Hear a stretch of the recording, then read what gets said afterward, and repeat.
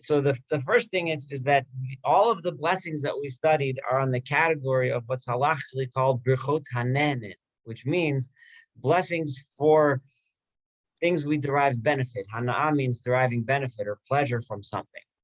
So so the general rule is that we only make a blessing when we get some sort of pleasure from what we do.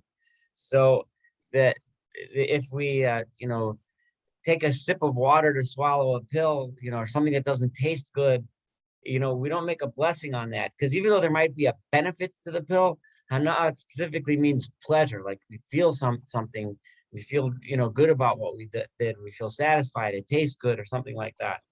But something that has no benefit at all. So an example given is, say you're like really stuffed and you just don't want to eat anymore, but your host, and you're a guest by someone, and your host has been talking all day about this blueberry pie that she made, and you just need to be polite and eat it, but you're not enjoying it. Although it's hard to imagine not enjoying blueberry pie. But so you take a little, just um, only for something, but you don't derive any pleasure from it at all, then you wouldn't make a blessing. So this again, has to be like you're using your judgment. If it seems, if you're really not deriving any pleasure, then you don't need to make a blessing. If you do something for another reason, but you also enjoy the taste, which is usually the case when you eat, then even though you might not have wanted to eat it and you're eating it for another reason, you're still getting pleasure and you still do make a blessing. Another example, which say your job is to taste food. You're a professional taster, and the only reason why you're tasting the food is because this is your job and you're getting paid for it, then it would be the same thing. You wouldn't make a blessing unless you had some other kind of pleasure. So we had way back, Josie gave a class about what happens if you eat through a tube. If someone's getting sustenance through a peg tube, is something that goes directly into the stomach or the intestine rather than through your mouth. We had a debate. We debated whether or not the pleasure of feeling full would be considered enough pleasure to make a blessing or not. So we had that discussion then, and we basically decided then that because it's a rabbinic decree, when in doubt, you don't make the blessing. We always go with the lenient one, and we don't make the blessing. That's the approach that most poskim take. And let's say you take a food that may or may not be good for you, but it really doesn't taste good. So the example the poskim most commonly talk about is if you drink vinegar. Some people might drink vinegar for health benefit or something, but it really doesn't taste good to drink it. Unless you really like it, fine, but most people don't. So in which case you don't make a blessing there. And then the other question that the poskim talk about is, what if you eat something that you really enjoy, but it's really not good for you? So let's say a diabetic decides to have an extra donut, or you have heart disease and you're eating something that's full of fat, but you really like it. So I'm not suggesting that you eat it, that you're not supposed to, but if you do, you still do make a blessing because you do derive pleasure from it. So even if it's not good for you, and unfortunately, most of us are guilty of eating foods that aren't good for us. I getting messages on my internet. Is everybody able to hear me? I can hear you. Okay, good. So it's working fine. Yeah, I can hear you too, sure. All right, so that's one category that's important in the laws of blessings, and that's the idea that we make a blessing over pleasure, when we derive pleasure. The next category of general rules about brachot, or blessings, are the idea of a hefsek. And we, on the source sheet I gave back out a while ago, we already talked about, because the concept of a hefsek, which literally means an interruption, it pops up here and there a lot throughout Hilchot Brachot, other places too, but specifically in the laws of blessings, the concept of an interruption is an important one. So the idea is that when you make a blessing, it should be obvious that you're making the blessing on food. Remember, we said that saying God's name in vain, saying a blessing in vain, is something we're not supposed to do. So if you are about to eat, whatever it is that you're going to eat, it should be in front of you. It should be ready to eat. So you shouldn't sit down at the table and make a blessing and then go to the refrigerator and pull out, whatever it is that you're going to eat, then sit down and put it on a plate and eat it, because that would be a hefsek. However, so that's lechatchila, meaning that's what you're supposed to do. However, if you do make the blessing for whatever reason, and then you have to go to the refrigerator and get the food that you intended on eating, as long as in between all your actions and everything, your mind was set, you're walking to the fridge in order to open it and take out the pickle jar and take out a pickle and take a bite, you don't have to make a blessing again. But if you make a blessing and then you do something called a hesach hadas, which means literally your mind, your thoughts go somewhere else. On your way to the fridge, you answer the phone, you send a text message, or something completely unrelated to that action, then you definitely do have to make a blessing again. So that's why it's important to make sure that the food is there.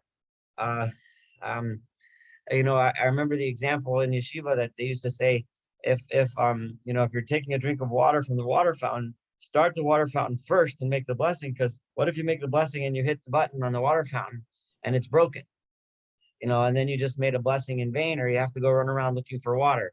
So make sure the food is in front of you, make sure it's ready to eat, and so on. The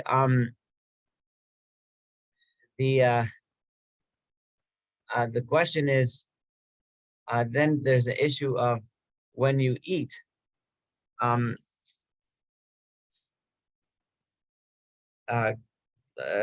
me 1 second. I can't remember what my note was talking about. Just give me 1 minute.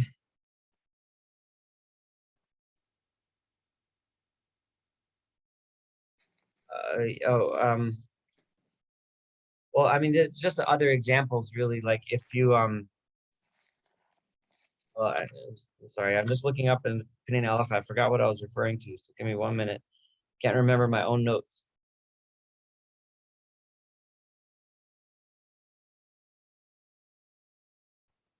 Oh, so the question is, like, let's say if you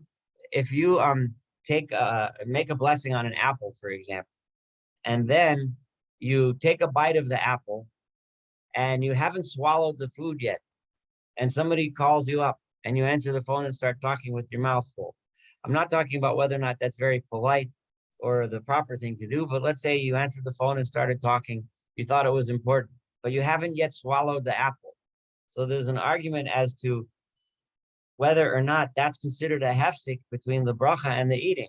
Those that focus more on the pleasure one derives from the feeling of fullness from eating would say that you just had a hefsek. You just made a separation between the blessing and the full eating of the food because you didn't swallow it yet. While others say, but since you have it in your mouth and you started chewing, you enjoyed the flavor, so there is no hefsek between the blessing and the chewing of the food. And because it's an argument, again, we go back to the rule of Safek Brachos Lahakels. When you have a doubt regarding the laws of the blessings, you always go to the side, the lenient side, and you don't make a blessing again. But ideally, you shouldn't talk with your mouth full. You should swallow the food, and then you don't have a problem. That was what I was referring to in 3b in my notes. There are some customs and practices that I want to refer to, such as some people to honor, it's really an honor to hold something in the right hand. So holding the food in your right hand, the food should be, right next to you. We talked about that. The question is, what happens if you start chewing on something and you then all of a sudden realize, oh no, I forgot to make a blessing, but you didn't swallow yet. So if it's easy, you can push the food to the side of your mouth and make the blessing if it's doable. If it's something like, if it'll be, if your mouth is full or if it's a liquid, then you're supposed to, then you can't push it to the side of your mouth. So there's a machloket. There's some discussion as to whether or not you should spit it out, but this is based on my own understanding of halacha, and that is that you should. It's better not to waste the food, and it's better not to do something disgusting. It's more important to swallow the food and then say the blessing afterward. If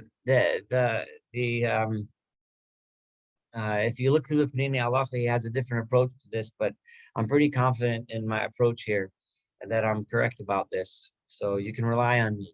If you take a bite of a food and you don't and you forgot a blessing and it's really gross to push it to the side of your mouth and you can't just finish eating and make a blessing afterwards.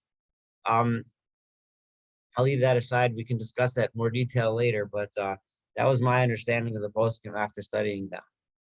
If we look in, what about if you make a blessing on, so let's say you have in front of you an orange and an apple, and you decide that you make a blessing on the apple, and then before you eat the apple, you think, oh, I don't really want an apple, I'd rather have an orange. Or you don't say it, but you think it. So, and then you grab the orange. So because you had the express intent of the blessing on the apple, and then you changed your mind and decided to eat something else, you would need to say another blessing. That would be almost like making a hefsek, because you made a blessing on the apple and you didn't do it. So there, the halacha is you have to make a blessing again. So the bottom line is make sure you know what you plan on eating before you make the blessing. However, you can make a blessing to say, I want to make a blessing on fruit because, and I'm going to decide which fruit. There's a whole fruit plate in front of you. Everything in there is Borei Priya Eitz. So you make the blessing Borei Priya Eitz, and then you look around and you decide whether you're going to take the orange or the apple or whatever else is on the tray. That is fine. That you can do that. That's okay because you made a blessing on the fruit, and that's considered having the fruit in mind, and the fruit was in front of you when you said it. So regardless of which one you decide to eat, it doesn't matter, unless you made a blessing on a fruit platter that was in front of you, and then your friend walks in the front door before you take a bite with the fruit that you like better. Well, your friend who just walked in the door, that fruit wasn't accessible to you, so it wasn't covered by your blessing. If you then decide to eat his fruit instead of what's in front of you, you would make another blessing. If at any point someone has a question, if I'm not being clear or you want to know something, please let me know. So I just had a comment. I think it's a appropriate time to insert it. Sure. When we're cutting challah regarding like a suffix, Yes. in Sephardic customs, they often throw it even though you're not supposed to throw bread. That way there's no time passing the bread plate around, and some people, the person who cuts it eats first, sometimes they eat last. So I don't know. They do that in order that there should be less of a break. It's interesting. Right. So I have a question. Yeah. Let's say they put a plate in front of you and looks delicious, and you say the appropriate blessing, and then you realize that the food contains nuts or gluten or something that you're not supposed to eat, you're allergic to. What happens? So you wasted a blessing because you can't eat it. Yeah, I mean, if you explicitly made that blessing to eat the food that's in front of you, I mean, you did waste the blessing, and you're not supposed to do that. But your health is more important, so don't eat it anyway, and then get sick afterwards, right? Okay. The only option would be if you didn't have explicitly this food in mind, like let's say it's gluten and is an issue, and you made a mizonot, and then you realize, oh no, this roll has gluten. If there's another roll in front of you that does not have gluten, and you can eat that, that would work. But if you explicitly had in mind this one, then the blessing is wasted. We didn't mention this before. I don't know if I put this in my notes, but if you do waste the blessing, you can't draw it back, you can't cancel it out, but the custom is to say the verse Baruch Shem, just like the second verse of Shema, Baruch Shem Kvod Malchuto L'Olam Va'ed. And the reason for that is because the wasting God's name, saying it in vain, is God, is considered disrespectful to God. So you say a verse that shows that you do Baruch Shem Kvod, that blessed is God's name, and it's honorable and so on. So you're giving honor to his name by saying that verse. So that is the custom. But what's done is done. I mean, you can't draw the past back. Okay, thank you. Yeah, but definitely don't eat it just because of the wasted blessing. If it's not healthy for you, then it's not healthy. you know, That's it. and Thank you.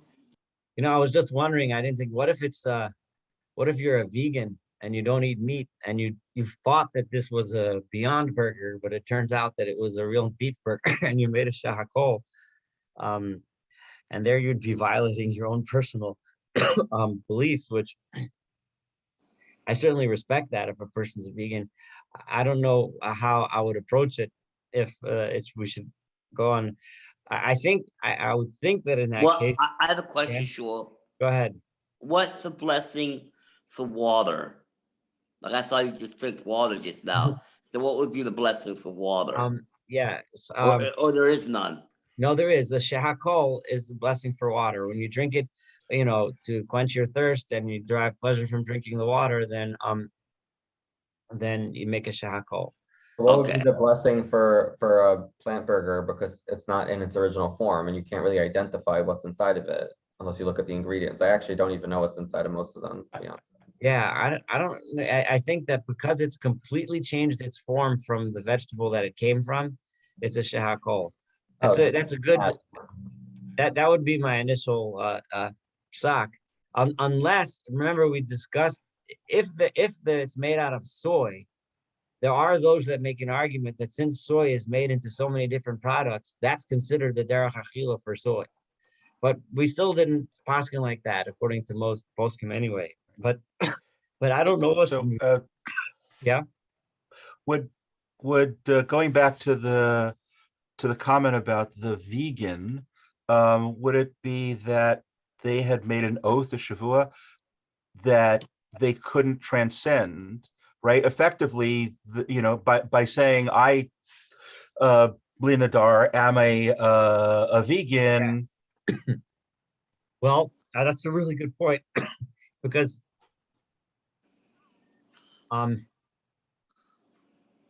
so if if it's considered a shavua, and it might be considered one if the person actually did make a shavua, did swear, I will not eat, any meat products or animal-based products, then it would be the sin of eating it would, he certainly shouldn't eat it. That's a good point. I wonder if you can consider it a shvua even though he didn't actually state it, but he's probably said enough times, or she's probably said enough times. I don't know, that I would have to think about and look up whether it would be considered a shvua anyway, simply by making that pattern, that like a chazaka, because you said it you Without the affirmative incantation. exactly. But usually a shvua though requires speaking it out. I mean, there's another reason why the vegan probably wouldn't be able to, that I'm thinking, and that is that it's a bracha of mistaken identity. It's like I made a blessing thinking it's an apple, but it's not an apple, it's an orange, right? And then so it's kind of like if I make a blessing specifically on an apple, but then I change my mind and I think I'm going to eat an orange, I have to make a blessing again, right? Because my blessing was only good on the apple because that was my express intent. So when this vegan made a blessing on this burger, right? I'm assuming he's eating a burger without a bun, right? It's just a plain burger. So the vegan had in mind on a burger, but on a plant burger, but it wasn't. It was a real burger. So maybe it's like, maybe the blessing doesn't work. I don't know. I mean, so for me, this is I mean, so I eat plant burger once or twice a week. It's a kosher option here in Colombia, and I eat it on a gluten-free bun. Okay. Right. So I do eat it on a bun, but there's no mezonot. Right. Okay. Well, yeah, there's a gluten. That depends on what kind of gluten-free bun, but yeah. So I don't know. That's probably a good question. We we can hold that for if someone wants to research it. What if a vegan makes a blessing on meat, thinking it was not meat, and then he realizes before he takes a bite? If someone wants to take that question, you can take it on, and we can present it. I'll give a look. So let's well, we can. Is there a blessing for all food and drink? Yes, except Okay. for there's all different. Except for what? Well, the exceptions that we said, like something that really doesn't taste good, like vinegar, Okay. that you have no pleasure whatsoever in eating it, then it would, and also, something that's rotten or, something like that. But we went into those details in the last lecture. All right, thanks. So, Okay, yes? yeah, what about just as a right? So one isn't supposed to say a bracha necessarily on medicine, but let's say you have a delicious glass of orange juice that happens to have also Metamucil in it. You definitely do make a blessing on that. No question. You derive pleasure from the orange juice. You definitely make a blessing on it. All right. If you're drinking only Metamucil, I mean, if it's just Metamucil mixed in water and you don't derive, any pleasure from the drinking and it really tastes bad, then you would not make a blessing on it. Or if you're using the water to wash down other pills. Correct. Yeah, then you would not. Yeah, if that's the only reason why you're drinking it is just to wash the pills down, then you don't make a bracha.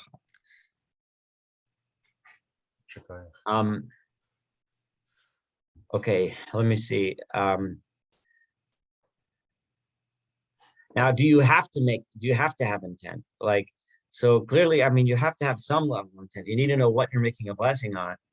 Like, so whether it's ha'etz or adama, but if you make a blessing for a ha'etz,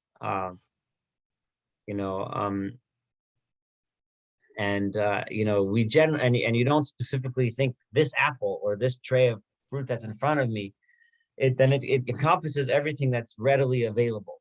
So if someone brings food out from the fridge or brings it from the pantry or from whatever, that's considered food that's readily available. If somebody shows up an unexpected guest with a tray of fruit, then that would not be covered because that's different. That wasn't readily available when you made the blessing. Now we started talking a little bit about a hesach hadas, which means an interruption in your thoughts. So again, and we had this very similar concept by Birchat Hamazon and Hamotzi and Hagafen. It's the same idea. If you're sitting there by a meal eating, if you're sitting around for a long time, even a couple hours, or, it could be even all day, you don't need to make a new blessing until you actively decide, okay, I'm finished eating, you get up and go, and then you sit down and eat again. That's different. But as long as you're still, involved in that activity, which was the part of the meal, then that's, there's no hesach hadat and no new bracha should be made. Now let's say you're a guest by someone's house and you assume the meal is over, right? And then the host brings out more food. So there's a little bit of a debate here. One argument is, well, you thought the meal was over. So in your mind, it was done. So this is new food. So you should make a blessing again. However, the general consensus is that that's not true because when you're a guest, by very definition, you don't know. You might think it's over, but you always know in the back of your mind that the host might bring something else out. You don't know what the host has up his sleeve. So therefore, most poskim would say not to make the blessing again. Now, the same thing is if a person, and we discussed this when we talked about Birchat Hamazon and Hamotzi. If people get up to daven mincha in the middle of a meal, that's not considered an interruption because the intention was always to go back to the meal. If you get up from the table and you sit down on the couch and you fall asleep for a few minutes, as long as it's a short, quick nap, it also not considered an interruption, and the same blessing works. We discussed this also before regarding Birchat Hamazon, and if you're eating a meal and you go to a new place, right? So if you get up from one house and you go to a new place, so we discussed it ended up being a machloket between the Sephardic poskim and Ashkenazic poskim. We said the Sephardic poskim held that if you get up and go to a new place, it's automatically considered an interruption, and you have to make a new blessing all over again, a new hamosi or whatnot. Whereas we said that according to the Ashkenazim, as long as you had intent when you started to change your place in the middle, that it was considered okay. And for anyone who has familiar with the Hasidic custom of going to the Rebbe's Tish, that'll remind you that since Hasidim are generally Ashkenazim, the way a Chassid is able to start eating his meal or her meal at home and then go to the Rebbe, right, and finish there, is because the Ashkenazi poskim paskin this way, that you're, as long as you intend on changing the place, it's considered the same meal. Now, this is only true when it comes to benching, Birchat Hamazon, and after the meal. But if regarding if you're eating just fruit at home and then you get up and go to someone's house, then even the Ashkenazim would agree that you require a new blessing on. So if you're sitting down, you eat an apple in your house, and then you go to your neighbor and he throws you a whatever, some other fruit, you have to make a ha'etz again. Even if you had in mind to go to his house later, it doesn't matter. And we've talked about a little bit, this came up also before, about if you had several rooms in the same house, it's really considered the same thing, the same place, unless it's a room that you never go and eat in, like you decide to go up in the attic and for some reason you eat something there. You generally don't eat there, so that's not covered by your original blessing, because you didn't have in mind to go to the attic, because that's not what you generally think about when you're thinking about eating. If you're outdoors, it really matters on the line of sight. So if you make a bracha if you're at a picnic, say outside, and you sit down and you have some watermelon, and then you get up and you go visit the friend, and then you go play ball, and then you go play volleyball or something on the other side of the field, as long as you can see the place where you started eating, it's considered the same place. So, and if you decide to have another piece of watermelon there, you don't have to make a new blessing. Do you have to make a blessing if you like chew gum? If you're about to chew gum? The general consensus is yes, you do get pleasure from the gum, you get the flavor. So the general thought is that, yeah, we do make a blessing for gum. And the other thing I was gonna say is, what about, it's not really food, but do you have to make a blessing if you're gonna smoke a cigarette, since smoking gives some people pleasure? Will you have to make a blessing for that, or no? It's not considered a food. I know, so you don't it's have. not. Yeah, it's the Chachamim were never Chazal in the Talmud, time of the Talmud, weren't familiar with smoking, so they never fixed in place a blessing for smoking. Okay. One might argue that had they been around, had they known about smoking tobacco in those days, it's possible that they would have made such a blessing. I mean, we're going to learn later, we'll get to the blessings that we make on smells, and there's also blessings for other flowers and other pleasures that we have, which we're going to get to. Okay. But I would imagine that had the Chazal, had the rabbis of the Talmud known of smoking before they knew about the dangers of smoking, they probably would have made a blessing on it. But it's just the theory. I can say probably, but I have no way of proving that. They probably would have done that because smoking gives pleasure, right? Yeah, it gives pleasure. In the South, a lot of people chew tobacco. They don't make a blessing on that. Oh, but no. Because you don't swallow it. It's not like, it does give you pleasure, but you're not swallowing it. And it's not tasty. Like, it's not like gum where there's a sugary taste or a fruit taste. Right, yeah. I could see that difference too. Yeah, that's a good point. Yeah, but either way, it's a theoretical discussion, because we have no idea what they would have done. So we also talked about the order. If you have several foods in front of you, which blessings you make first. So the first rule is that if you have a particular desire for one of the foods, you always make that blessing first. So if you have let's say a donut and a fruit and I don't know, a plant burger, assuming that's a shahakol sitting in front of you, and your favorite, and a pickle, and let's say your favorite food is the pickle, so you make the hadama first. But if you have no particular preference for one food over the other, then the general rule is first mizonot. There's that's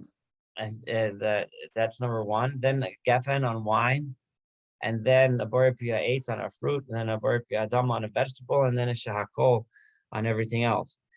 That's the order if you have no preference. But if you do have a preference for any one of the foods, then that one always goes first. The general practice, the general custom is that if you have many foods on which there's the same blessing, so let's say you have a whole food, like you have a whole apple and then you have apple slices, right? So you make the blessing on a whole apple first rather than on the slices.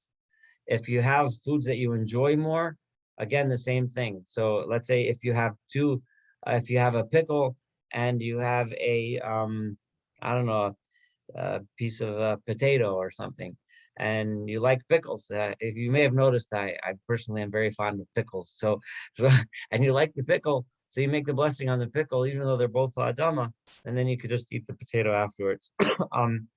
If you have a large, a large slice of bread and a small slice of bread, you should do the large one first. If you have a reason to eat the small one, that's not a problem. These are kind of customs that we make preference, but if you, again, always, if you have another reason that you prefer one over the other, you always go with that.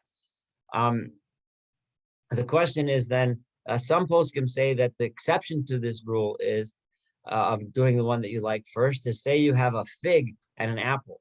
So some say that even if you like apples more than figs, you should make the blessing on the fig first, because it's one of the 7 species with which the land of Israel has been blessed. The Rambam says, that we apply the same rule of which one you like first, even when we're referring to the 7 species. So that's kind of a debate between the poskim as to which way we should go with that. The general rule that most people, as far as I know, follow today is go with what you like first, always, regardless. Now, if you don't have a preference for figs over apples, then you should choose the fig because of that reason. So that kind of concludes this topic of the miscellaneous rules of the blessings before meals. So that's we managed to finish the subject of blessings before food. We did hamotzi together, we did hagafen together, we did Borei Pri Ha'adama, Borei Pri Ha'etz, we did Shehakol, and we did the general rules. And we also did together the laws of benching, Birchat HaMazon, and Zimun, when we make a mezuman.